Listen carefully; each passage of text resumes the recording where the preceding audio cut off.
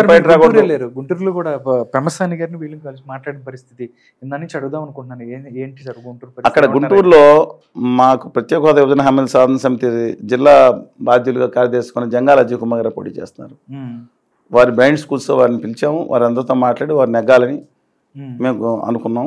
డెఫినెట్గా వారికి మద్దతు, నైతికమైన మద్దతు ఉంది. వామపక్షాలు కాంగ్రెస్ పార్టీకి చెప్పట్లా ఇచ్చిన తర్వాత వారికి మేనిఫెస్టో వారు ఎలాగో పోరాడుతున్నారు.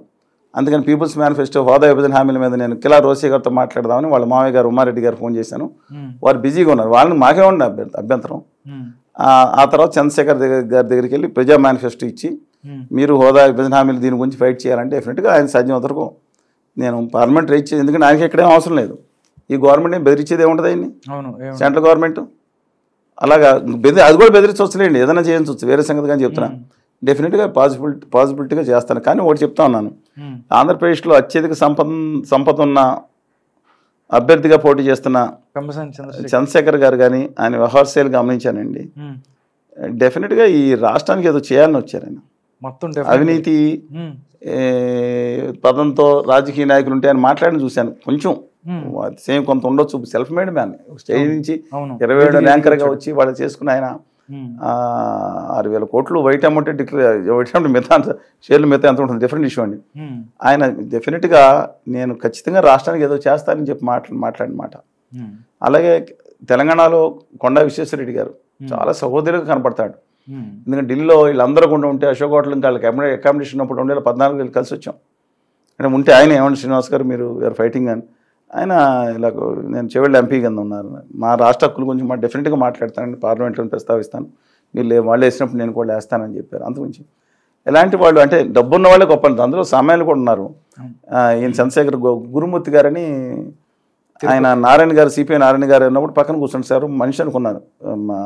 మామూలు చాలా హంబుల్గా ఉన్నారు. తర్వాత ఏమండి ఇలా చాలా హంబుల్ పర్సన్ కనిపించారని. ఆయన కొంతమంది జగన్మోహన్ రెడ్డి గారి ఫిజియోథెరపిస్ట్ని అలని చెప్పి, ఫిజియోథెరపిస్ట్ తక్కువ అండి, దొంగలు దుర్మార్గులు అందరూ రౌడీలు రాజకీయాల్లో చేరి అలరించినప్పుడు ఒక ఫిజియోథెరపిస్ట్ కానీ సామాన్యులు చేరకూడదా అని పార్టీలకు అతీతంగా మాట్లాడతాను నేను. పెమ్మసాని గారు అలాంటి వాళ్ళు రాజకీయాలు ఉండాలని ఎప్పుడు అలాంటి వాళ్ళు ముఖ్యమంత్రులైనా తప్పులేదండి. గురుమూర్తి గారు లాంటి వాళ్ళైనా తప్పులేదు. నేనన్నా ఏం తప్పేంటి?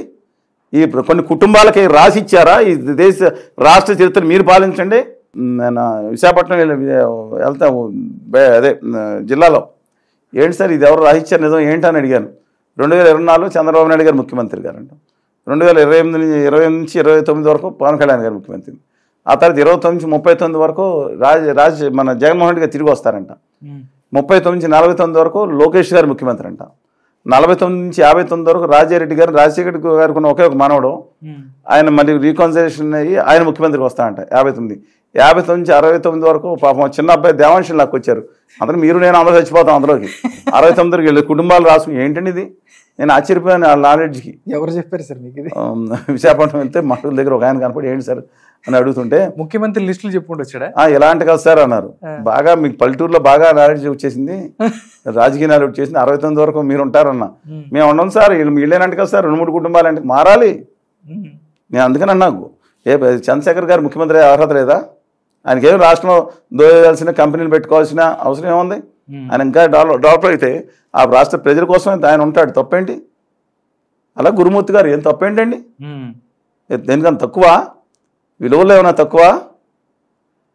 తెలియదు, నాకు తెలిసిన మట్టుకు అడుగుతున్నాను. అందువల్ల హక్కుల కోసం పోరాటం చేయమని అందరినీ అడుగుతున్నాం. ఖచ్చితంగా పోరాటం చేయకపోతే నిలదీస్తాం. కానీ ఎన్నికలు అయిపోయిన తర్వాత వీళ్ళకి హానీమూన్ పీరియడ్ ఉంటుంది, 3 నెలలు 4 నెలలు 5 నెలలు. అప్పుడు వదిలిపెట్టి క్రితంసారి జగన్మోహన్ రెడ్డి గారు ఉన్నప్పుడు 45 రోజులనే మొదలుపెట్టాం. ఎందుకంటే ఆమె ఇచ్చాడు కాబట్టి రా అని బయటకు వచ్చి కలెక్టరేట్స్ ముట్టడి మొదలు పెడితే టీడీపీలో ఉన్న చంద్రబాబు నాయుడు గారు పక్కన తిరిగి అక్కడ ఏంటి సార్ 1,000 మంది ఎలా వస్తున్నారు, మేమే ఇలా దెబ్బతేలికి ఉండిపోయాం ఎక్కడ అన్నారు.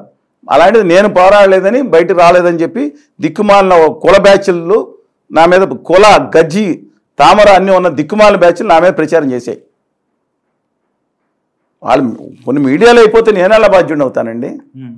బాధగా ఉంది. ఇటు కాదు, అన్ని పార్టీలో బ్యాచ్లు ఉన్నాయండి, ఒక పార్టీ నేను అన్నాం. ఈ రాష్ట్రానికి పట్టిన దరిద్రం ఏంటంటే కుల అభిమానం కాదు, దురభిమానం, ద్వేషం. ఈ దిక్కుమాల ఇది అంటించింది ఈ రాజకీయ నాయకులు.